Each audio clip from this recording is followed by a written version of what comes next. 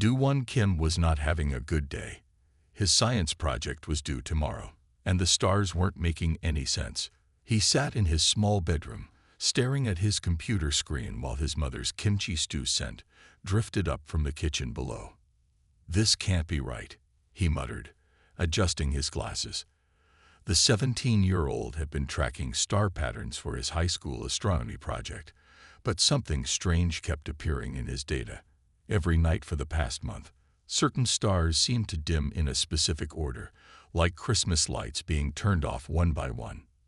His phone buzzed. It was his best friend, Na-young. "Have you finished the project yet?" her message read. "No. Something's weird with the data. Can you come over?"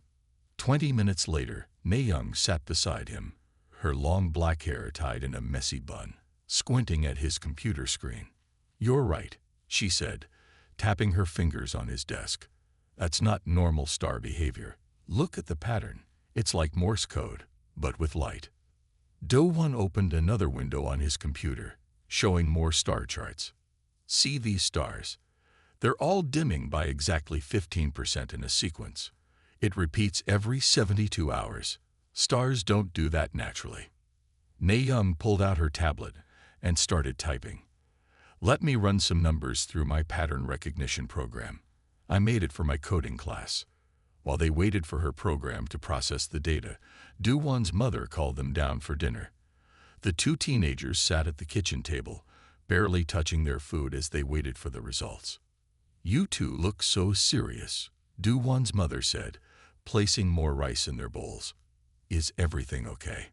"Just working on the science project, Mom," Do-won replied, checking his phone again. After dinner, they rushed back upstairs. Na-young's program had finished its analysis. The results made both their jaws drop. "Do-won," Na-young whispered, "this isn't random. The pattern, it's a countdown." He leaned closer to the screen. The dimming stars formed a perfect circular pattern, moving inward toward Earth's solar system. According to Na-young's calculations, whatever was causing this would reach Earth in less than 6 months. "We need to tell someone," Do-won said, printing out the data. "This could be important." The next day at school, Do-won tried to explain his findings to his science teacher, Mr. Park. The older man listened politely but shook his head. "Do-won, while I appreciate your enthusiasm, star patterns don't work like this. Perhaps there's an error in your measurements." "But sir, look at the data. This isn't natural." Mr. Park patted his shoulder. "You're one of my best students, but you need to stick to the original project requirements. Simple star tracking, remember. No conspiracy theories."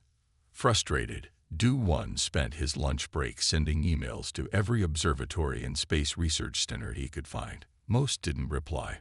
Those who did sent polite rejection letters, explaining that high school students often misinterpreted astronomical data. After school, Do-won sat in his favorite spot behind the gymnasium, feeling defeated. He pulled out his phone and looked at the star charts again. The pattern was there, clear as day. Why couldn't anyone else see it? "Excuse me," a voice said. "Are you Do-won Kim?" He looked up to see a tall woman in a formal black suit. Her badge identified her as Ambassador Harrim Park. "Yes, that's me," he said, standing quickly. "I received your email about the star patterns," she said, her face serious. "Normally, I wouldn't respond to such messages, but..." She pulled out a tablet, showing him an image. "This was taken by our deep space monitoring station yesterday. I believe you'll find it interesting." Do-won's eyes widened. The image showed the same pattern he'd discovered, but from a different angle. And there was something else, a faint shape moving within the darkness between the stars. "I think," Ambassador Park said quietly, "we need to have a very important conversation about what you've discovered. Because according to our alien allies in the Galactic Council, those stars aren't just dimming. They're being extinguished, and Earth might be next." Do-won felt his heart race as he looked at the image again. All those nights tracking stars for a simple school project had led to something much bigger than he could have imagined. Something that might change the fate of humanity forever. He looked up at the ambassador and nodded. "Tell me everything." Ambassador Harim Park's office was nothing like Do-One had imagined. Instead of fancy decorations, the walls were covered with star charts and alien writing. A large screen showed real-time images from space telescopes around Earth. "Sit down," she said, pointing to a chair. "What I'm about to tell you isn't public knowledge." Do-One sat, his school backpack still on his lap. Na-Young sat next to him, her eyes wide as she looked at all the technology around them. "Earth has been part of the Galactic Council for the past 5 years," Ambassador Park explained. "We kept it secret to prevent panic. But now," she touched a button on her desk, and a 3D hologram appeared in the air. It showed the same pattern Do-One had discovered, but in much greater detail. "3 days ago, we received this message," she said, playing a recording. Strange sounds filled the room, like wind chimes mixed with static. Na-Young leaned forward. "That sounds like data compression," she said, "like when you squeeze a big file into a smaller one." Ambassador Park nodded. "Exactly. Our best computers have been trying to decode it, but with no luck. Then I saw your email about the star patterns, and something clicked."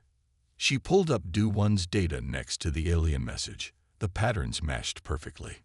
"Whatever's causing those stars to dim is trying to communicate," Do-One said, his voice barely a whisper. "But why make it so hard to understand?"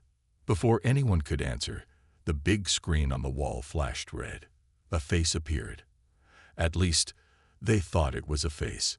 It looked like swirling purple energy in the rough shape of a head. "People of Earth," the being spoke in perfect Korean, its voice deep and echoing. "I am Elder Tal of the Void Collective. Your existence has been noted. Your termination has been scheduled." Ambassador Park jumped to her feet. "Elder Tal, this is an unauthorized communication. Earth is under the protection of the Galactic Council." "The Council is irrelevant," Elder Tal interrupted. "Organic life is a mistake in the cosmic order. We are the correction." Do-One studied the alien's swirling form. Something about the way its energy moved seemed familiar. "The stars," he said suddenly. "You're not dimming them, you're eating them." Elder Tal's form pulsed brighter. "The young one sees clearly. Yes, we consume stars. Their energy feeds our collective. Your son will join them soon." Na-Young grabbed Do-One's arm.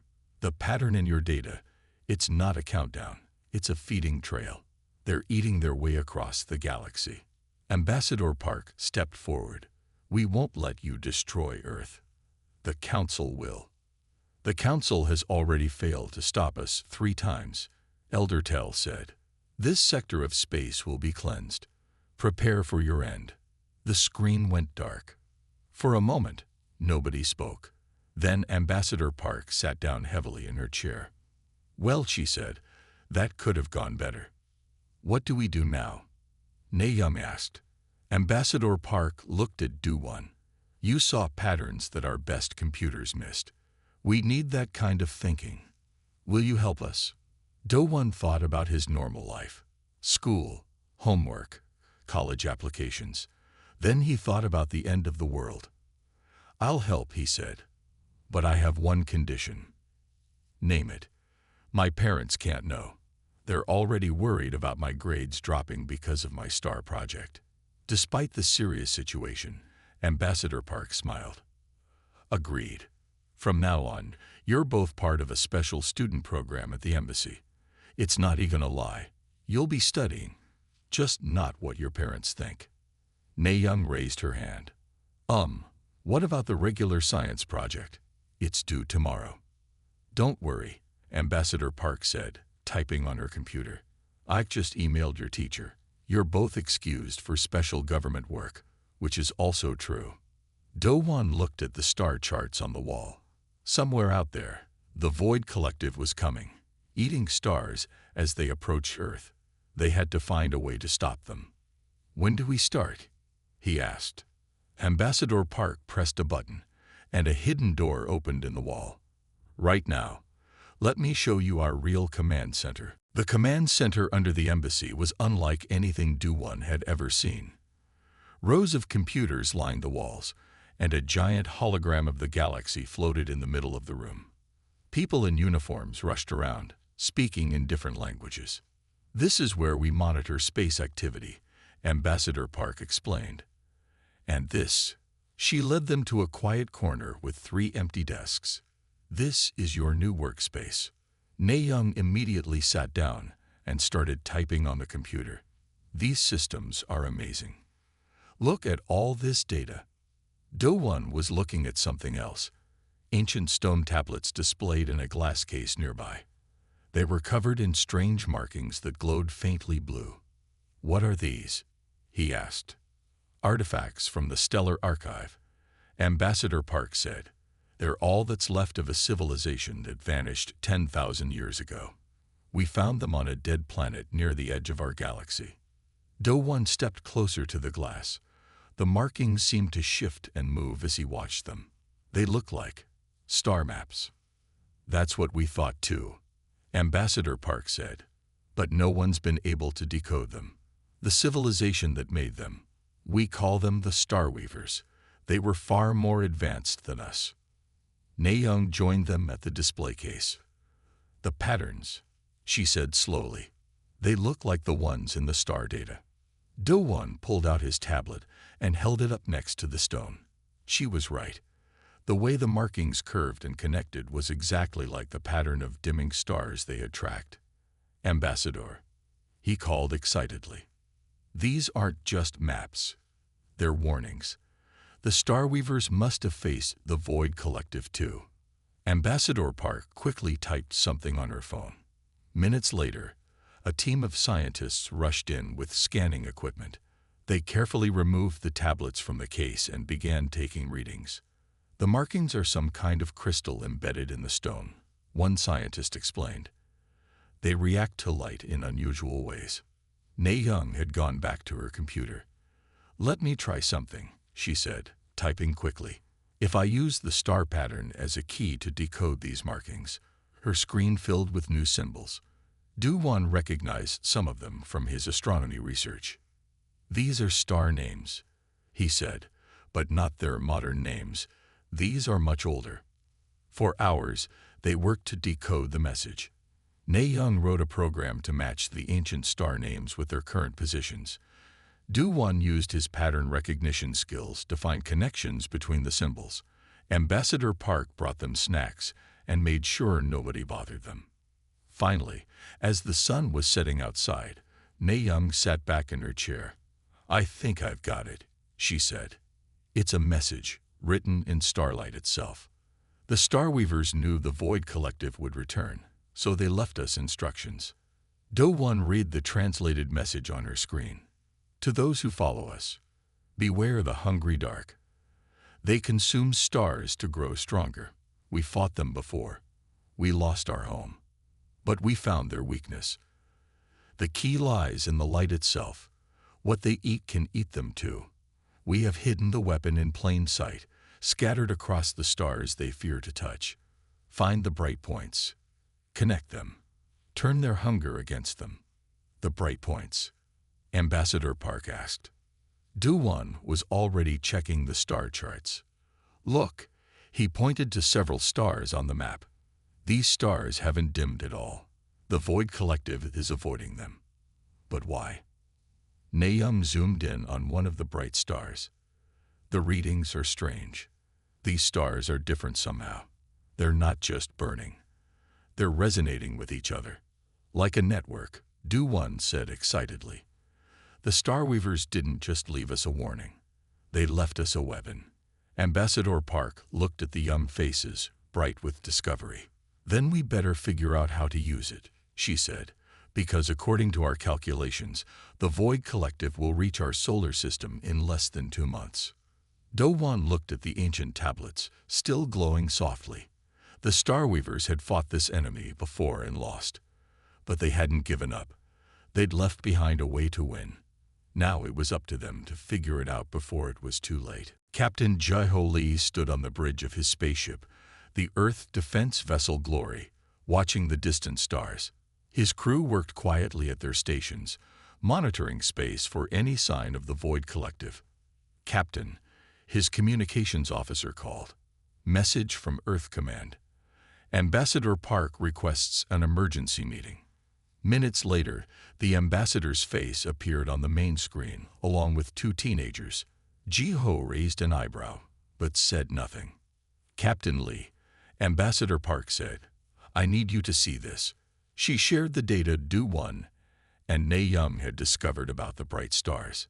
"So these energy beings are eating stars," Ji-ho said slowly.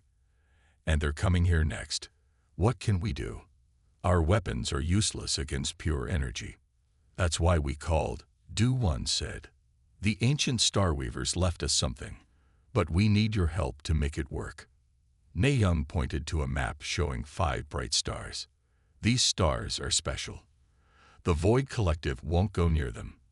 We think they're part of a weapon system, but it needs to be activated from space." Ji-ho studied the map. The 5 stars formed a perfect pentagon around Earth's sector of space. "How do we activate it?" "We're still working on that," Ambassador Park admitted. "But we need ships positioned at each star, ready to act when we figure it out." "The problem is time," Do-1 added. "Our latest calculations show the Void Collective moving faster than we thought. They'll be here in 3 weeks, not 2 months." Ji-ho felt a chill run down his spine. 3 weeks wasn't much time to prepare Earth's defenses. "I'll split our fleet," he decided. 1 ship at each star. The Glory will stay here to defend Earth." Suddenly, alarms blared through the ship. "Captain," his science officer shouted. "Energy spike detected. Something's coming through hyperspace." The screen filled with swirling purple energy as 3 ships appeared. They weren't solid. They looked like they were made of dark fire and lightning. "Void Collective Scouts," Ambassador Park said grimly. "They're earlier than we expected. All ships, battle stations." Ji-ho ordered. "Ambassador, we'll have to continue this later." "Wait," Do-1 called. "The bright stars. Look." As the Void Collective ships approached Earth, the 5 special stars pulsed with light. Streams of energy shot between them, forming glowing lines exactly like the pattern on the ancient tablets. "They're reacting to the threat," Ne-young said excitedly. "The defense system is automatic." The Void Collective ships stopped their approach. One of them fired a beam of dark energy at Earth, but when the beam hit the pentagon of light created by the bright stars, it bounced back. "It's a shield," Ji-ho realized. The Starweavers built an energy shield around this whole sector. The enemy ships retreated quickly, disappearing back into hyperspace, but everyone knew they would return with their full force. "Now we know the stars are connected," Do-1 said. "But a shield won't be enough. We need to find a way to turn this defense into a weapon before their main fleet arrives." Ambassador Park nodded. "Captain Lee, how quickly can you get ships to those 5 stars?" 12 hours for the closest one, 36 for the farthest. I'll send our fastest ships." "Do it," she ordered. "Do-1. Ne-young, you've done incredible work. But now we need to solve the final puzzle. The Starweavers wouldn't have just left us a shield. There must be more to their message." Do-1 looked at the tablet markings again. Some symbols were still untranslated. "These last parts," he said. "They're different. I think they're not just telling us what the weapon is, they're telling us how to control it." "Then let's figure it out fast," Ji-ho said. "Because when the Void Collective returns, they won't send scouts.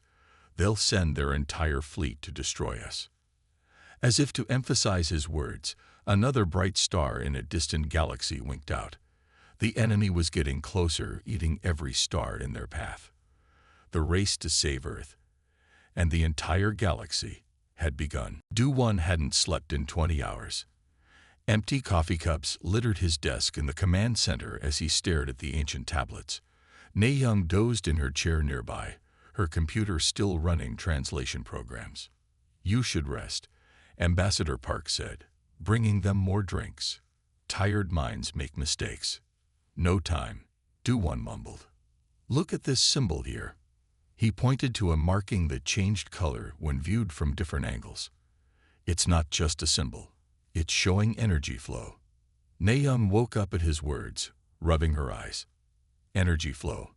Like how the Void Collective eats stars. Exactly. Do-One stood up excitedly, nearly knocking over his coffee. The Starweavers didn't build a weapon. They built a trap. Ambassador Park called Captain Lee immediately. His tired face appeared on the screen. Please tell me you have good news. The enemy fleet is getting closer. We're tracking 30 more stars going dark. Show him, Ambassador Park told Do-One. Do-One held up the tablet to the screen. See how these lines connect? It's like a circuit. The 5 bright stars aren't just making a shield. They're making a giant energy net. Naeum's fingers flew across her keyboard. He's right. Look at the energy readings from the scout ship's attack. When their beam hit our shield, it didn't just bounce back. The shield absorbed some of it.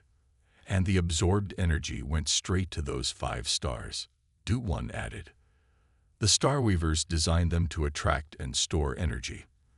That's why the Void Collective avoids them. Captain Lee leaned forward. Are you saying we can use their own power against them? Yes, but bigger. Do-One pointed to more symbols. These instructions, they're telling us how to reverse the energy flow. Instead of letting the Void Collective eat stars, we can make the stars eat them. Ambassador Park's eyes widened. The perfect weapon against energy beings. Turn their hunger against them. But there's a problem, Naeum said. The timing has to be perfect. All 5 stars need to release their stored energy at exactly the same moment. If we're off by even a second, it won't work. Captain Lee nodded. My ships are in position at each star. But how do we trigger the release? Do-One studied the tablets again. There are control points near each star, ancient satellites left by the Starweavers. We need to activate them all at once. The satellites might be old, but I can write a program to sync them, Naeum said. Like conducting an orchestra, but with star energy. Ambassador Park touched her earpiece, listening to a message. Her face turned serious. Whatever we're going to do, we need to do it fast. The Void Collective's main fleet just appeared at the edge of our solar system. We have less than 6 hours. Captain Lee straightened his uniform. Then we better not waste time. Send the satellite coordinates to my ships. We'll find them and stand by for your signal. As the captain's image disappeared, Do-One looked at the star map. The purple cloud of the Void Collective was visible now, spreading across space like an evil fog. Earth looked so small compared to it. What if we're wrong? He whispered. What if this doesn't work? Ambassador Park put a hand on his shoulder. Then we'll fail knowing we try our best. But I don't think we're wrong. The Starweavers wouldn't have gone through so much trouble to leave us these clues if they didn't believe it would work. Naeum looked up from her computer. Program's ready. Once we find those satellites, I can sync them in minutes. Do-One took a deep breath and picked up the ancient tablet. Its crystals glowed warmly in his hands, as if encouraging him. Okay, he said. Let's go save the galaxy. Above them, in the darkness of space, the 5 bright stars pulsed with stored energy, waiting to be unleashed. And beyond them, the Void Collective approached, unaware they were flying straight into a trap 10,000 years in the making. The Galactic Council chamber was huge. Hundreds of alien representatives sat in rising circles around a central platform. Some looked almost human, others were completely different. Beings of crystal, gas, and light. Ambassador Park stood on the platform, her voice steady despite her nerves. The Void Collective will reach Earth in 5 hours. We need your help to activate the Starweaver defense system. Why should we risk our ships? A crystal being asked. The Void Collective is targeting Earth, not us. Yet, Do-One said quietly. Ambassador Park nodded at him. My young friend would like to speak. Do-One walked to the center of the platform. His legs were shaking, but his voice was clear. I'm just a high school student. 2 weeks ago, My biggest worry was finishing my science project. Now I'm trying to save my planet." He pointed to the star map floating above them. "But this isn't just about Earth. Look at the pattern of destroyed stars. The Void Collective isn't following this straight line to us. They're moving in a spiral. After Earth, they'll keep going, eating every star they find. No one is safe." Murmurs spread through the chamber. Na-Young typed quickly on her tablet, projecting new images. "These are the energy readings from their scout ships. Their power grows with each star they consume. By the time they finish with Earth's sector, they'll be strong enough to attack anywhere in the galaxy." A gas-form alien floated forward. "The Starweaver defense failed before. Why would it work now?" "Because we found what was missing," Ambassador Park said. "The Starweavers didn't fail. They sacrificed themselves to create this trap, but they needed someone to finish it. They needed all of us working together." She showed them the ancient tablets. 5 control points, 5 ships needed. Earth has 1 ship ready, but we need 4 more from different worlds. The Starweavers knew that only united could we defeat this enemy. "Pretty words," the crystal being said. "But the Void Collective will destroy any ships we send." "No, they won't," Do-1 said. He walked to the star map and pointed to the 5 bright stars. "These stars are protected. The Void Collective can't go near them. That's why they're taking a spiral path to Earth. They're avoiding these points. Your ships will be safe there." Na-Young added, "We only need them in position for 10 minutes. Just long enough to activate the control satellites and trigger the energy trap." The chamber grew quiet as the aliens discussed among themselves. Ambassador Park stood tall, waiting. Do-1 noticed her hands were clasped tightly behind her back, the only sign of her tension. Finally, a tall blue alien stood up. "The Aquarian Empire will send a ship. The Crystal Collective will aid you," the crystal being added reluctantly. One by one, 3 more species volunteered ships. Ambassador Park bowed deeply. "Thank you. You've given us all a chance to survive." As they left the chamber, Do-1 let out a long breath. "That was scary. Scarier than the Void Collective." Ambassador Park smiled. "Politics usually is. But you did well. Very well."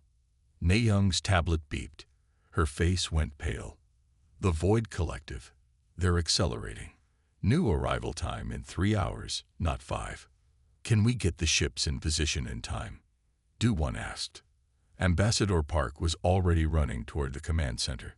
"We have to. Tell Captain Lee to start broadcasting the control satellite coordinates to our allies.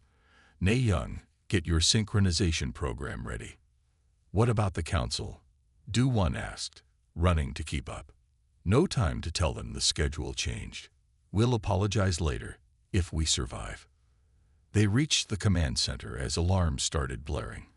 On the main screen, the purple cloud of the Void Collective grew larger, moving faster than ever before, hungry for Earth's sun.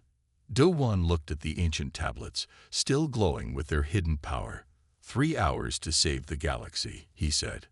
No pressure. 5 ships hung in space near 5 bright stars. Earth's Glory, the Aquarian Wavelength, the Crystal Seeker, and 2 others waited for their signal. Captain Lee watched the purple mass of the Void Collective growing larger on his screen. "All ships report ready," his communications officer said, awaiting activation codes. In the command center on Earth, Na-Young's fingers flew across 3 keyboards at once. "Satellites found. All 5 are still working. Starting synchronization now." Do-1 and Ambassador Park stood behind her, watching the ancient machines wake up after 10,000 years. Strange symbols flashed across the screens as the satellites powered on. "Enemy fleet, 2 hours from Earth orbit," someone announced. "More than 1,000 energy ships detected." Ambassador Park touched her earpiece. "Captain Lee, status report. Shield is holding, but they're gathering power." His voice crackled through the speaker. "They're going to hit us with everything they have."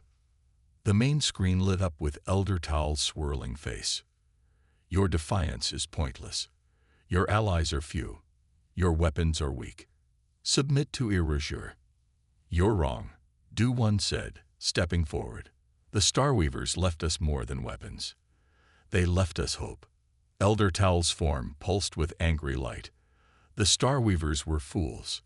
They died protecting lesser beings like you. Their weapons failed then. They will fail now. Nayoung suddenly shouted, "The satellites! Look at the energy readings." On the screen, lines of power began connecting the 5 bright stars, just like in the ancient tablets. But something was wrong. The lines flickered and faded. "The synchronization isn't holding," Nayoung said. "The satellites are too old.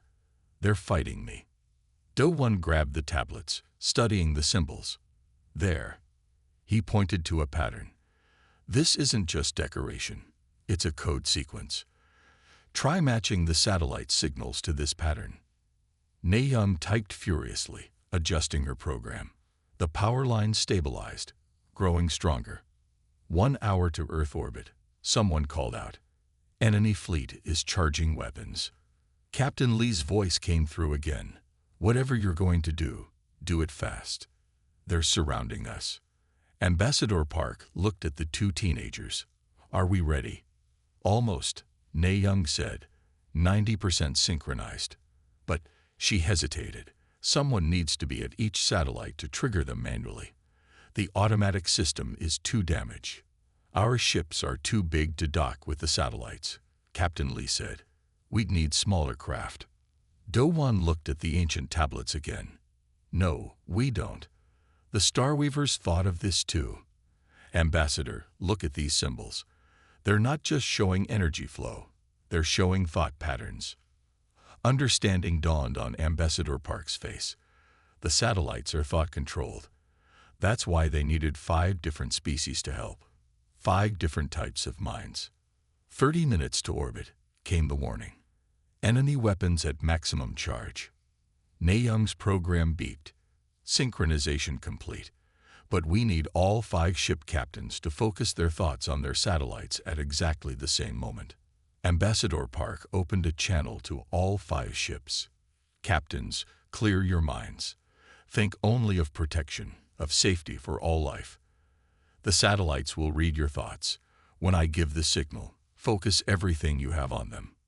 The Void Collective's fleet spread out around Earth's solar system, their purple energy darkening the stars. Elder Tal's voice boomed through space. "Your time ends now." A massive beam of dark energy shot toward Earth. The shield caught it, but began to crack. "Now," Ambassador Park shouted. "All captains, focus." 5 minds reached out across space. 5 ancient satellites hummed to life. 5 bright stars pulsed with stored power. The energy net between them snapped tight, glowing brighter than 1,000 suns. Do One held his breath. The tablets in his hands grew hot, their crystals shining like stars themselves. For a moment, nothing happened. Then Elder Tale screamed. The energy net blazed across space like a web of lightning. Every strand connected to the 5 bright stars, which glowed brighter than ever before.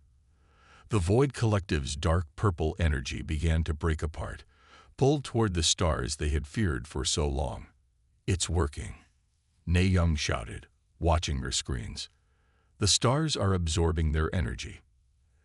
Elder Tal's form flickered and distorted. What is this?" "Stop. You don't know what you're doing." "Actually, we do," Du One said. "The Starweavers knew you couldn't resist trying to eat our sun, just like they knew you'd bring your whole fleet. You flew right into their trap. The enemy ships tried to escape, but the energy net held them. One by one, they dissolved, their power flowing into the 5 bright stars."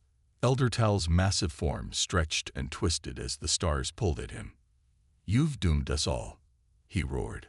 "Without us, the galaxy will fall into chaos." Ambassador Park stepped forward. "No, without you, life will flourish again. The stars you killed, their energy isn't gone. It's all here, stored in these 5 stars. And now we know how to use it." On the main screen, They watched as the last of the Void Collective disappeared into the bright stars. For a moment, those 5 points of light burned so bright they hurt to look at. Then, slowly, streams of energy began flowing out from them, not purple and dark, but golden and warm. The stars. Captain Lee's voice came through, filled with awe. They're releasing the stored energy, but it's changing direction. Do-1 checked the ancient tablets. Of course, this wasn't just a weapon. It was a restoration plan. The energy is going back to where the stars were destroyed. All across the galaxy, dead space lit up with new stars.